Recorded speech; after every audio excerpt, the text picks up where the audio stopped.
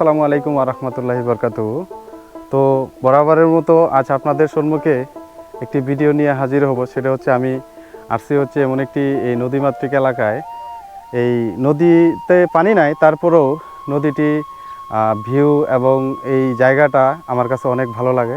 তো আমার এই ভিডিওর মাধ্যমেই আমি এই নদীটি এবং নদীর পার ঘেঁষে যেই সমস্ত জায়গাগুলি আছে আমি আপনাদেরকে দেখাবো এবং আমি নিজে দেখব। তো আমার ভিডিওর সাথেই থাকুন। ধন্যবাদ আপনাকে। আমার ভিডিওটি দেখে গঠনমূলক একটি কমেন্ট করবেন। তো চলুন সামনের দিকে। এই নদীতে আছে শুধু কচুরিপানা এবং সর্বনিম্ন পানিটি আপনার এখানে বন্যা হয় না, সেই কারণেই পানি নদীর গভীরে চলে গেছে। নাই স্রোত, নাই পানি, শুধু আছে নদীর মতো বেঁকে যাওয়া একটি অদৃশ্য প্রবাহমান নদীর গল্প। আর নদীর গল্পগুলি আমার এই ভিডিওর মাধ্যমে আপনাদের কাছে তুলে ধরতে চাই। আমার বন্ধু আছে আমিনুর, তো ওনাকেও সাথে নিয়ে আসছি আমরা এই নদীটি ভিডিও করার জন্য। তো বন্ধুর অনুভূতি? খুব ভালো লাগছে। এই নদীটির নাম কি মূলত? এই নদীটির নাম আমিও ভালো করে জানি না, তবে এই নদীটি ঝাড়কাটা বিষ সংলগ্ন যে নদীটা, এটা ফকির বাড়ি থেকে ঝাড়কাটা ব্রিজ। আচ্ছা আচ্ছা, মধ্যস্থলে আছি আমরা।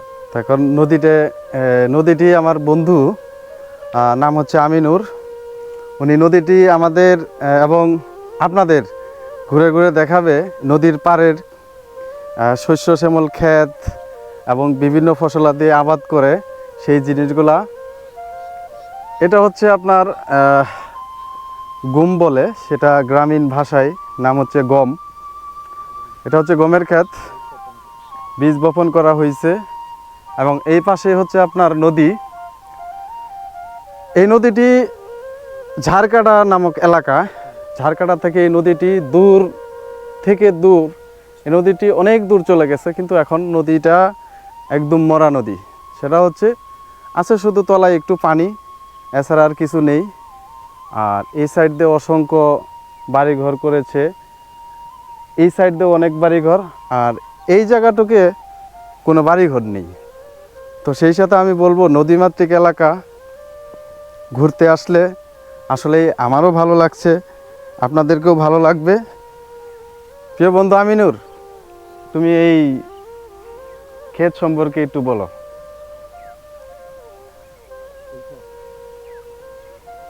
এটা হলো তিল ক্ষেত।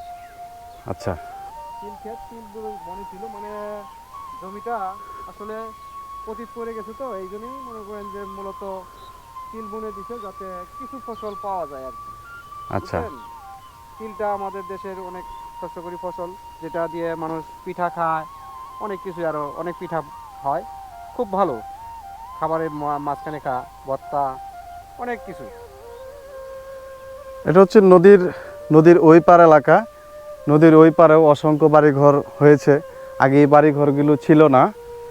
সেই সাথে দেখুন পানির স্রোতের কারণে এই নদীর কাছারের সাইড দিয়েই এই সমস্ত খালগুলি তৈরি হয় বৃষ্টি পানি নেমে যাওয়ার জন্য।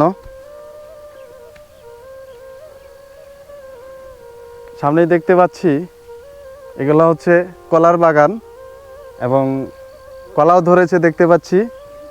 আর এই জিনিসগুলো হচ্ছে আপনারা জেনে থাকবেন, এটা মিষ্টি আলুর ক্ষেত।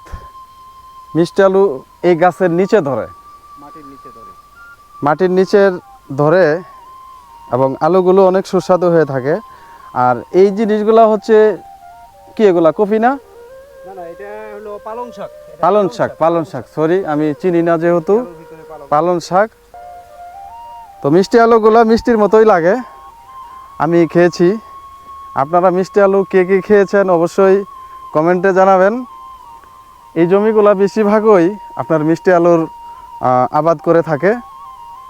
তো এই পাশে হচ্ছে পানি, আবার এই পাশে হচ্ছে শুকনা। আর আমি সামনে দেখতে পাচ্ছি কলার একটি বাগান। এখানে যে কলাটা আমি আপনাদেরকে দেখাবো সেটা হচ্ছে এই কলাতে সম্ভবত বিচি থাকে। এই কলাটির নাম আমি জানি না। বুজুরি কলা নামে পরিচিত। এই কলাটির নাম কি? বুজুরি কলা নামে পরিচিত। মজুরি কলা। তো গ্রাম অঞ্চল, কৃষি জগৎ এলাকা, গ্রামে শুধু কৃষিকাজের জন্যই গ্রামীণ জীবন।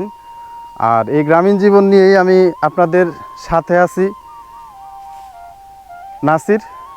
ধন্যবাদ সবাইকে। ভিডিওটি ভালো লাগলে অবশ্যই গঠনমূলক কমেন্ট করে পাশে থাকবেন।